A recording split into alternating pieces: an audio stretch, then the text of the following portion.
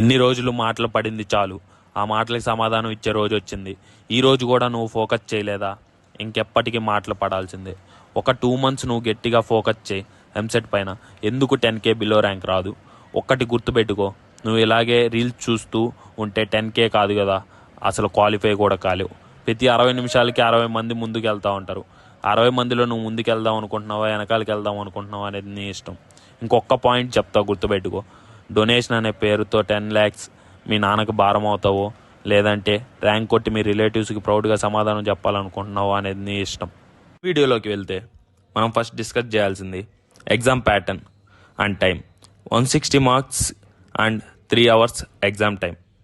Maths 80 marks, physics 40 marks and chemistry 40 marks. ఇందులో మనకి 10K below rank రావడానికి maths 50 attempt చేస్తాం, ఫిజిక్స్ అండ్ కెమిస్ట్రీ కలిపి 25 అటెంప్ట్ చేస్తాం. దీంట్లో ఖచ్చితంగా కొన్నైనా తప్పిపోతాయి. సో అవి కవర్ చేయడానికి రిమైనింగ్ 60 గెస్ ఖచ్చితంగా వేస్తాం, ఎందుకంటే ఎంసెట్లో నెగిటివ్ మార్కింగ్ లేదు.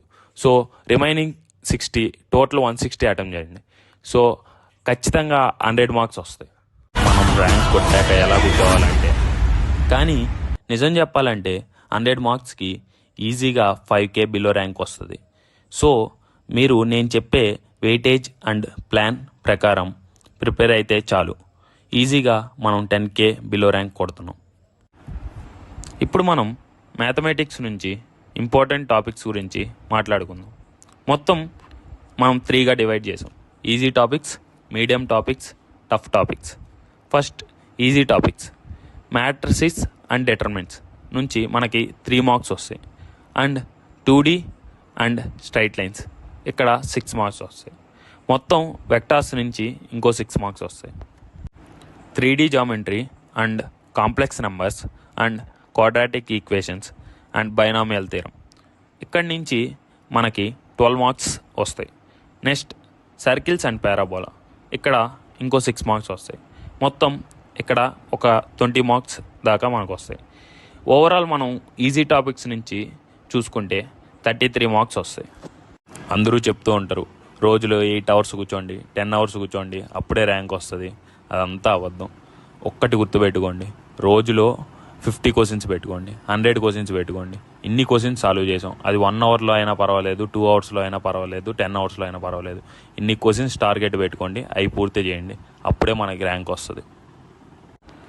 మీరు చేసేటప్పుడు అనుకోవచ్చు, మాకు ఇవి కూడా రావట్లేదన్నా ఏం చేయాలి అని.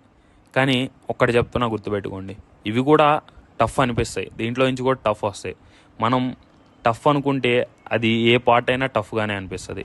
ఒకటి కష్టపడి చేయండి, ఇది చాలా ఈజీ టాపిక్స్. ఇక్కడ కూడా మీరు స్కోరింగ్ కానీ లూజ్ అయ్యారంటే చాలా కష్టం. ఇప్పుడు మీడియం టాపిక్స్ గురించి మాట్లాడుకుందాం. Measure of dispersion and maximum, minima, tangents and normals ఇక్కడి నుంచి మనకి 5 marks వస్తాయి. దాని తర్వాత ఫంక్షన్స్ నుంచి 4 marks వస్తాయి. And probability and permutations and combinations ఇక్కడి నుంచి మనకి 5 marks వస్తాయి. ఇది అసలు మనం ఈజీ టాపిక్స్లోకి వేయాలి, కానీ ఇక్కడ కొద్దిగా లాజికల్ థింకింగ్ ఆలోచించాలి. లాజికల్ థింకింగ్ ఆలోచించిన వాళ్ళకి ఇది చాలా ఈజీ టాపిక్స్. సో ఈ 2 టాపిక్స్ కోసం కొద్దిగా లాజికల్ థింకింగ్ బాగా బిల్డ్ చేసుకోండి. ఇంకా మీకు 1 to 1.5 months ఉంది ఎంసెట్కి టైం. సో ఇవి చాలా ఈజీగా స్కోర్ చేయొచ్చు. 5 marks లూజ్ అవ్వబాగండి. మొత్తం మన మీడియం టాపిక్స్ నుంచి కూడా మనకి 14 marks. అంటే మనం medium and easy topics prepare అయినా చాలు, మనకి నియర్లీ 50 marks స్కోర్ అవుతాం. సో ఇక్కడ దాకా చాలా కాన్సన్ట్రేషన్గా ప్రిపేర్ అవ్వండి. క్యాలిక్యులస్, ఈ పదం వింటేనే మన ఇంటర్మీడియట్ స్టూడెంట్స్ చాలా భయపడతారు, అందుకే దీన్ని టఫ్ టాపిక్స్లోకి వేశా. సో ఇప్పుడు దాకా మనం మాట్లాడుకుంది వితౌట్ క్యాలిక్యులస్. సో మనం ఇంటిగ్రేషన్ అండ్ డిఫరెన్షియేషన్ లేకుండానే నియర్లీ 50 marks దాకా స్కోరింగ్ గురించి మాట్లాడుకున్నాం. సో ఇప్పుడు టఫ్ టాపిక్స్ ఏంటి అనే దాని గురించి మాట్లాడుకుందాం. ఇంటిగ్రేషన్ అండ్ డిఫైన్ ఇంటిగ్రల్స్ నుంచి మనకి 5 marks వస్తాయి. అండ్ డిఫరెన్షియేషన్, డిఫరెన్షియల్ ఈక్వేషన్స్ నుంచి 4 marks వస్తాయి. అండ్ లిమిట్ అండ్ కంటిన్యూటీ నుంచి 3 మార్క్స్ వస్తాయి. మొత్తం క్యాలిక్యులస్ పార్ట్ నుంచి మనకి నియర్లీ 10 మార్క్స్ అండ్ అబోనే వస్తాయి. ట్రిగ్నోమెట్రీ, ఇంతవరకు ఈ పదం ఎందుకు రాలేదని మీరు చాలామంది ఆలోచిస్తుండొచ్చు. బేసికల్లీ ట్రిగ్నోమెట్రీ అంటే చాలామంది భయపడతారు. కానీ నేను కూడా ట్రిగ్నోమెట్రీని లాస్ట్ ఆప్షన్గానే పెట్టుకోమంట. కానీ ట్రిగ్నోమెట్రీ అనేది చాలా యూనిట్స్లో ఉపయోగపడుతుంది.